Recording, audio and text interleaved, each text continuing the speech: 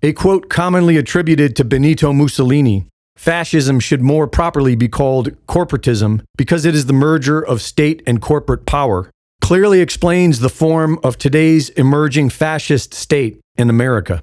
Last week, we reported how the digital ID will be deployed by private companies and the customer's consent. The government doesn't need to mandate biometric ID, which would most likely be considered a violation of American rights. And so it outsources the mandate to private companies who are legally required to get consent, while the government is free to collect and utilize this data under legal immunity. Just like the COVID era, you will be free to give consent, but if you choose not to, you will have to leave the reservation and find a way to fend for yourself. This week, we will look at what is commonly known as the social credit score and its active deployment in the US. I was about to order food on Uber Eats, and as I'm about to check out, I noticed this disclosure, which made me pause. I was like, what do you mean an algorithm is determining the price that I am paying for based on my personal data? Communist China's social credit system is a compliance framework that was launched in 2014 with the official goal of building trust in society by punishing individual behavior. This system has allowed banks to shut off people's money and prevent them from traveling or leaving their neighborhood.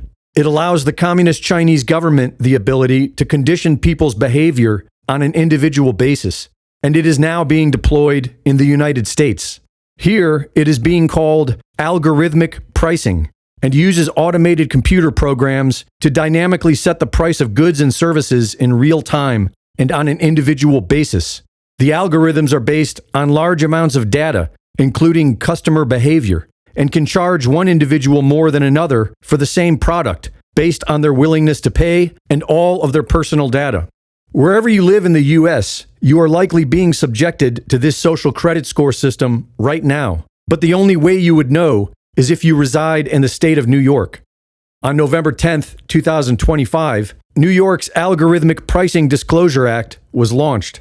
The Southern District of New York upheld the act as constitutional because it compels private corporations to notify you that you are being charged based on personalized algorithmic pricing, which the courts define as dynamic pricing set by an algorithm that uses personal data. Personal data is defined as any data that identifies or could reasonably be linked directly or indirectly with a specific consumer or device. And the law does not consider whether that data was voluntarily provided or not, which means that every aspect of your life can be used to determine what a company charges you for their service. New York's Algorithmic Pricing Disclosure Act is the first of its kind, and we can expect to soon see the same in all 50 states. But one thing is for certain, the social credit score is now a real thing in America, and it's a safe bet that the carbon tax isn't far away. An AI-run cryptocurrency economy is the only solution being pursued by the United States government and the big banks, who see it as the only way to save America from its crippling debt and claim victory in the artificial intelligence arms race. In AI 2027, what we depict happening is special economic zones with zero red tape. The government basically intervenes to help this whole thing go faster. Because the promise of gains is so large that even though there are protesters massed outside these special economic zones who are about to lose their jobs as plumbers and be dependent on a universal basic income, the promise of, trillions of more in wealth is too alluring for governments to pass up. That's what we guess. But of course, the future is hard to predict. But part of the reason why we predict that is that we think that at least at that stage, the arms race will still be continuing between the US and other countries, most notably China.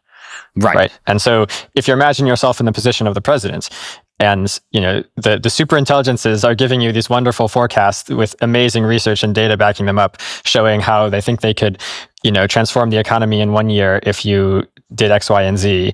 But if you don't do anything, it'll take them 10 years because of all the regulations. Meanwhile, China, it's pretty clear that the president would be very sympathetic to that argument, Greg Reese reporting.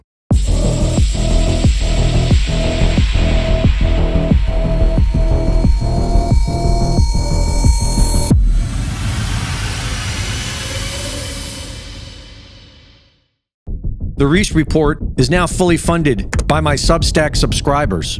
Subscribe today and support my work at gregreese.substack.com.